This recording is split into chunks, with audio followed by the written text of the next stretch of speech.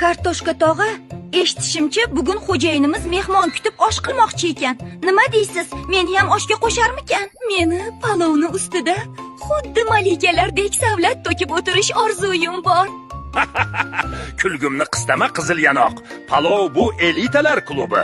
Ya'ni go'sht, sabzi, guruch va chesnok kabi. Seni bu yumshoq turqing bilan oshga tushishga shansing deyarli nolga teng. Uzog'i bilan shakarob bo'lasan, bodring bilan achom-achom qilib. Qanaqa shakarob? Men salat bo'lishni xohlamayman. Men sabzi va go'sht orasida dumba yog'ida qaynoq jakuzi qabul qilishni xohlayman. Yig'lama qiz, dumingni qiz. Eshityapsanmi qirsillagan tovushni? Bu bodringni ovozi. U ham oshga tushaman deb yig'lagan edi bir oz avval. Men sendan qattiqroq bo'lishimga qaramay, yo sho'rvaga ketaman yoki ezilib pyurega aylanaman. Gaplaringizdan keyin sharbat oqib ketgandek sezayapman o'zimni. Bir nima qiling kartoshka tog'a, meni qutqaring iltimos. Men o'zimni jonimni qutqara olmayman. Seniki qayoqda?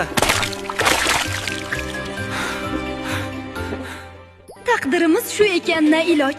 Har holda endi shu holatimda palovni ustida qirolichalardek tura olaman. E'tibor uchun tashakkur.